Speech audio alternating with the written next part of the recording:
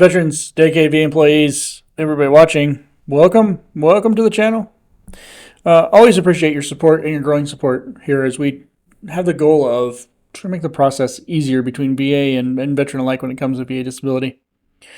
Now, always remember, veterans, you're able to go ahead alone, but if you choose to have representation, there is VA accredited representation out there, VSOs, accredited attorneys, and accredited agents. And if you so desire, you can seek me out at my website, veteranlang.com, to schedule a time for a free VA case evaluation to see how we can help. As always, I'm your friendly VA accredited attorney, Matthew Lang, here with another topic about VA disability. This topic here today is going to be about military sexual trauma, often known as MST.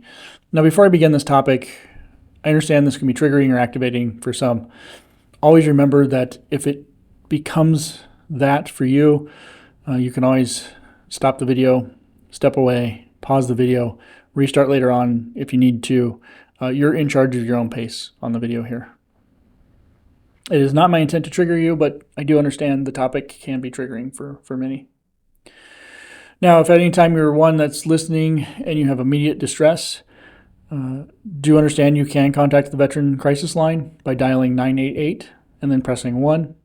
You can also send a text at 838255. Again, you can reach the Veterans Crisis Line by dialing 988 and pressing 1 or sending a text to 838255. So my goal today isn't unusual, but it's still an important one.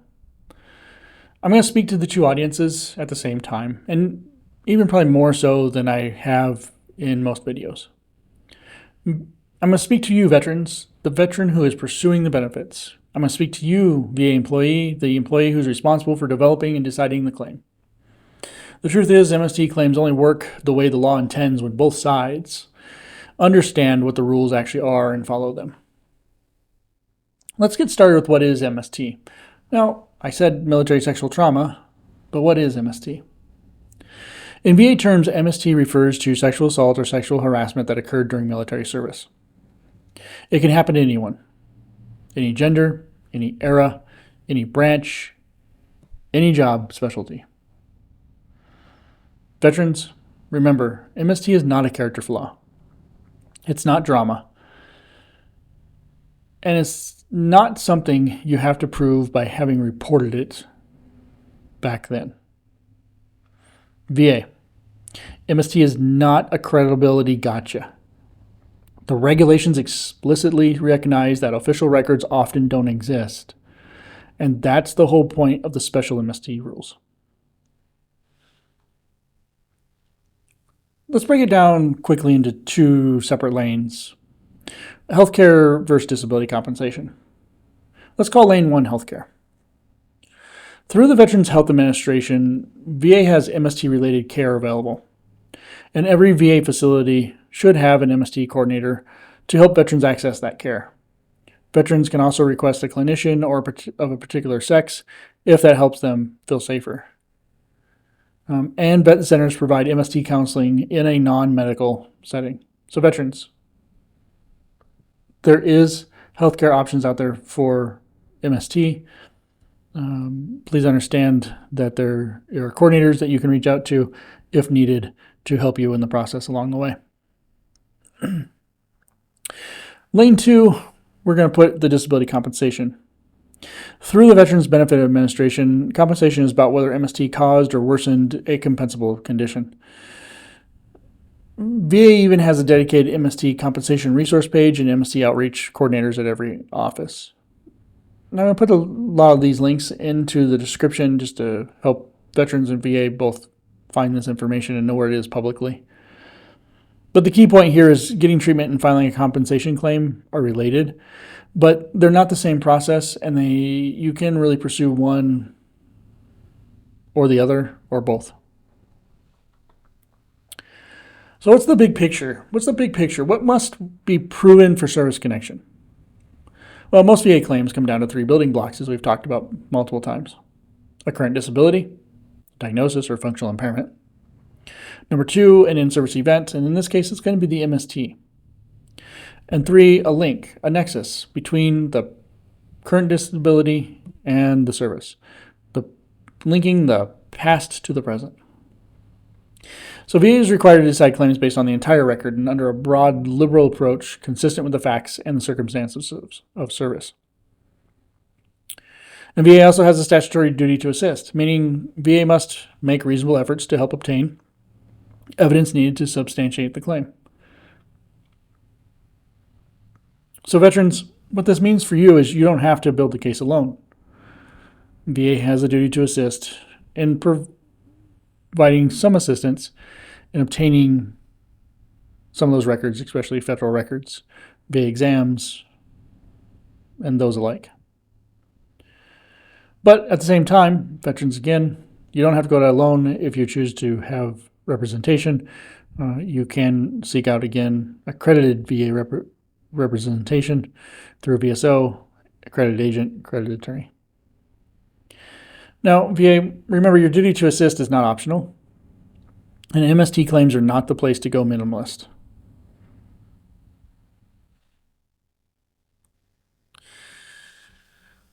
So what's the specific rule for MST that changes everything? Well, 38 CFR 3.304 is where we're going to get into the heart of the MST disability rules, especially when PTSD is part of the claim. So for PTSD, VA regulations require a PTSD diagnosis consistent with DSM-5. Medical evidence linking symptoms to the in-service stressor and credible supporting evidence this stressor occurred. But when PTSD is based on an in-service personal assault, which includes MST, the regulations explicitly say evidence from sources other than service records may corroborate the stressor. So again, veterans, it doesn't have to be documented in your service. Other records can be used to corroborate the stressor. Examples could be law enforcement records, rape crisis centers, counseling centers, hospitals, physicians, pregnancy STD tests, and statements from family, roommates, fellow service members, or maybe even clergy. Now, the regulations also say that behavioral changes can be credible evidence.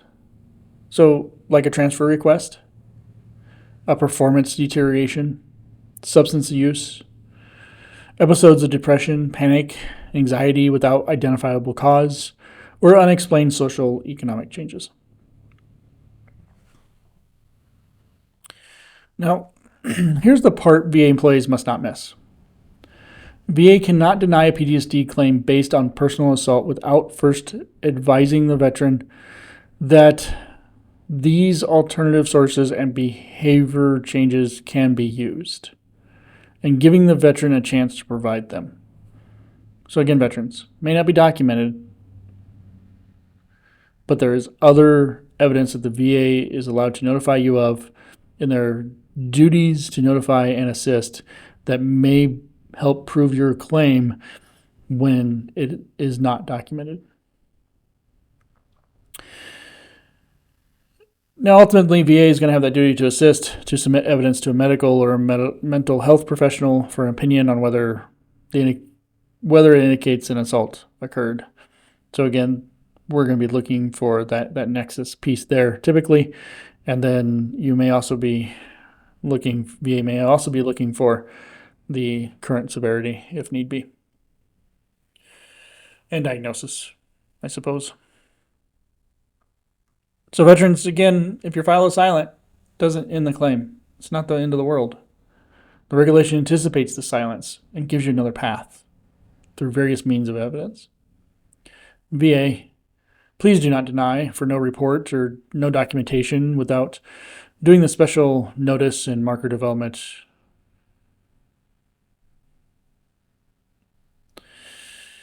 Remember, VA's own adjudication manual has dedicated development procedures there for you, VA, for PTSD and other claims related to personal trauma.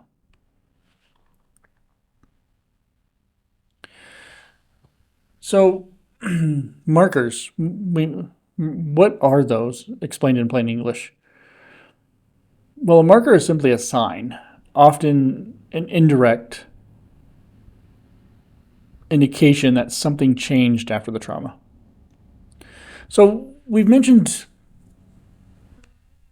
most of this already with the regulation, but let me give you a few more examples again.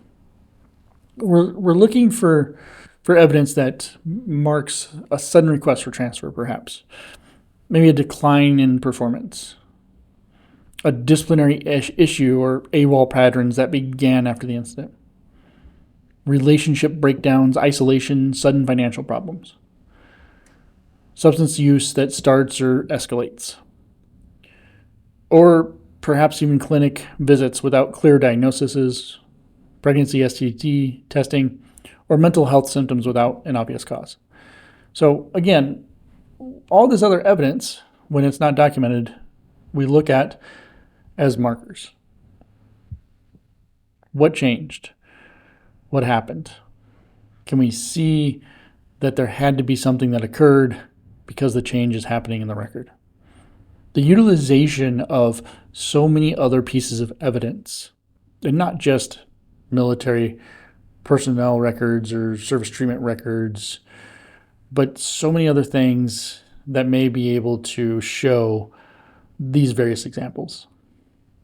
Now, this is going to include personal statements and buddy statements to help show that those changes as well. So to you veterans, markers are often already in your personnel records, evaluations, leave records, or post-service history. So you're really just helping the record tell the truth with the addition of your personal statement and helping VA find those markers. Now, to the VA, markers aren't weak evidence. Under 38 CFR 3.304, they're specifically recognized as relevant pieces of evidence. Again, evidence that can corroborate that the MST occurred, especially when it's not documented. So, veterans, let's go back into why your statement matters. VA law recognizes competent lay evidence. Evidence that doesn't require specialized training provided by someone with personal knowledge of observable facts.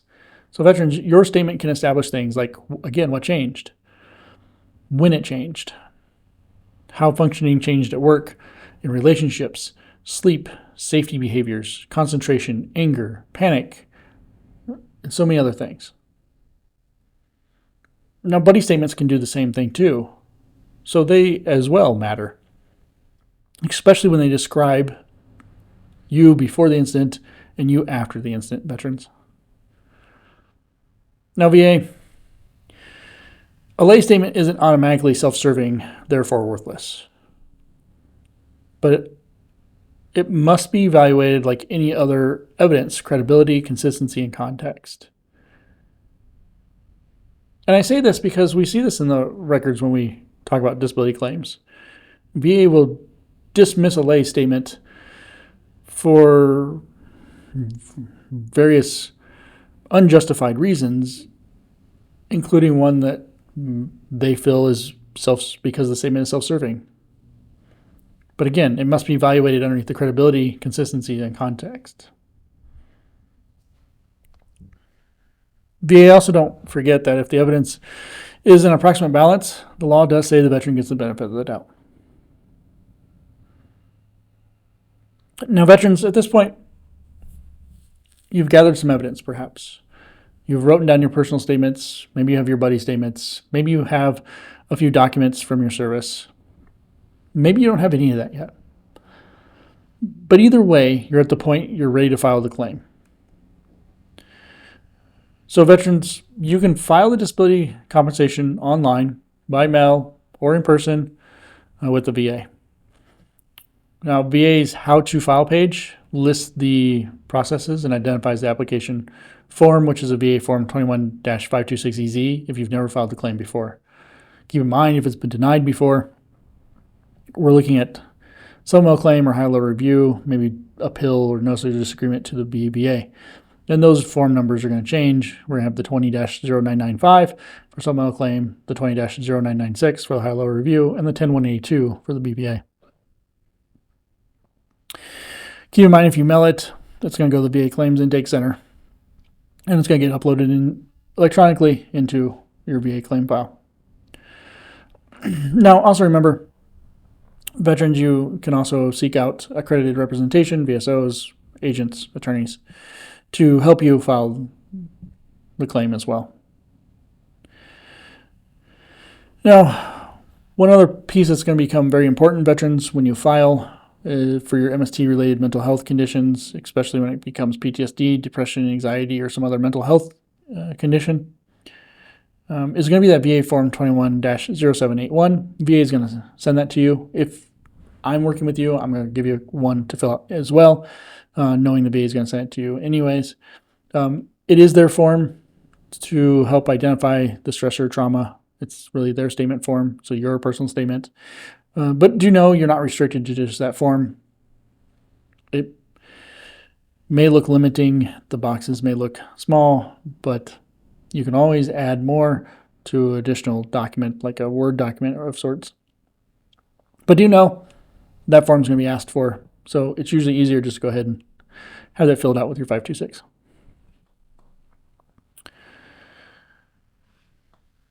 Now, once the claim is filed, we go through the process here. At some point, veterans, you're likely going to receive a CMP exam or a VA exam. So a fair VA exam it's not a trial, it's not a courtroom. You do not owe graphic detail. Again, this is a sensitive issue, so VA should understand that graphic detail is not needed. But what you're going to probably owe is the clarity about the general time frame, location, and context, the best that you can give. What changed afterwards, your behavior, your functioning symptoms, and how symptoms affect work and daily life now. If a particular detail is too much to speak out loud, you can let your examiner know that. You can let them know that maybe at this point you're not able to give that explicit detail that they're looking for today. You can ask for that break to regather yourself if need be. Now, you can also request MST supports through VA care channels. And you can request a clinician or physician of a particular sex for an MST-related care. Many veterans find this to help them re-engage safely. So there are options here, veterans, for you during the VA exam. But do understand, at some point you're going to have to give some detail of the incident, and it will likely feel uncomfortable. But you don't have to give graphic detail. Now, VA, if the diagnosis does not conform to the DSM-5 or it's not supported by the exam findings, there are regulations that say you may have to send this back to the examiner for clarification as to why. And in MST cases, examiners must not substitute their own opinions for analysis. They do have to give a proper analysis. The standard is evidence, including markers, lay statements, and clinical interpretation permitted underneath 38 CFR 3.304.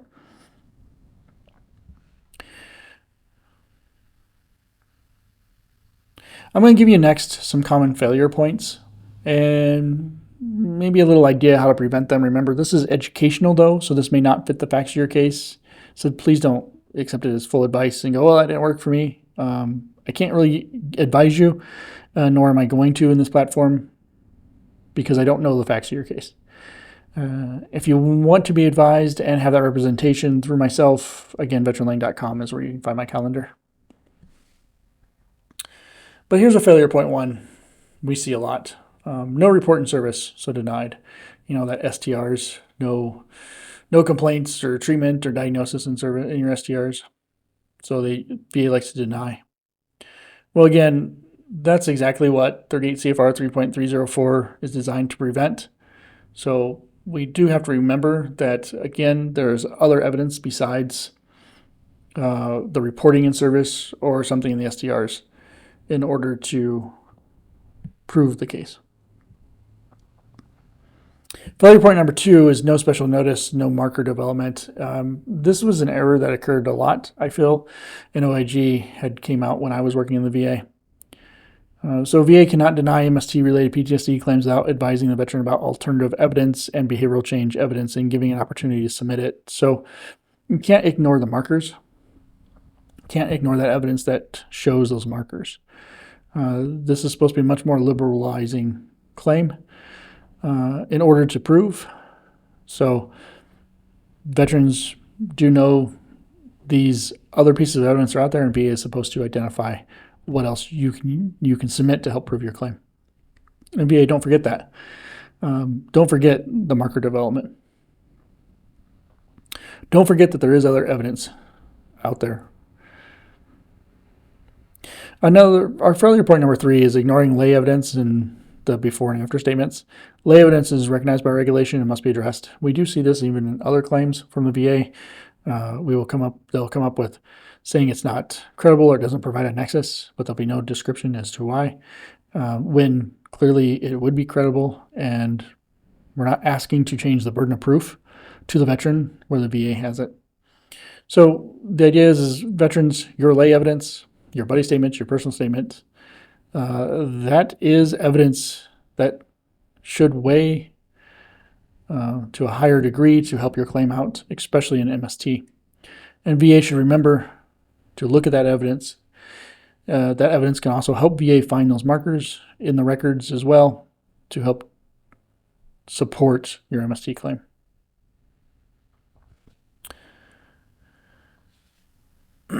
Failure point number 4 I'm going to give you here before we start wrapping up is treating the claim like a credibility contest instead of a development task.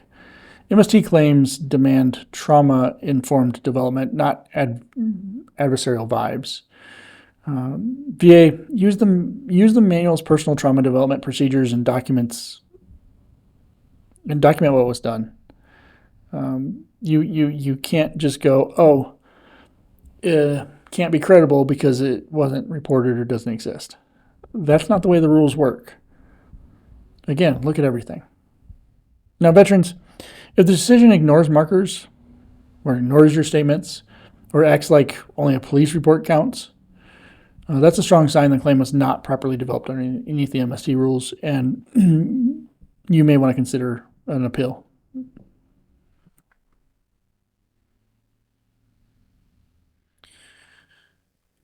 So with our MST talk here, as I'm going to wrap things up for everybody, veterans, I want you to understand your experience matters, your symptoms matter, your story can be proven even when the record is imperfect. Because the law was written with that reality in mind, that the record is not going to perfectly document everything. VA, the MST regulation is not a suggestion. It's a safeguard. Apply it fully. Develop the record properly and decide the claim like the non-adversarial system is supposed to work. Remember the markers. Remember to review the evidence for the markers. Now, I appreciate you, veterans, VA, and everybody watching. If you stuck around, especially this long, I already appreciate you, but I appreciate you more for listening. I've kind of watered down the MST claim talk here, I believe. The video still went a little long, but the main point out of all this is I'm going to tell veterans and VA the same thing is going to be, this is not a gotcha moment. This is not something saying that it didn't happen because it wasn't reported. It's not something to say that we don't see the diagnosis or treatment or complaint in your STRs and automatically deny. There is so much more to this claim process and some other special rules that need to be done, especially those markers. Veterans, it may be an uncomfortable moment to talk about, but understand some information is going to be needed to help the VA understand where those markers may have occurred and about what time frame, for example. So if we both can understand the rules and how this works and provide the statements that are needed show find those markers, provide that buddy statement that helps as well on the before and after even. Make sure that the VA exams and the duty to assist is done correctly. I feel that we can have a much smoother claim in the end between veterans and VA alike, where we're not unnecessarily just denying.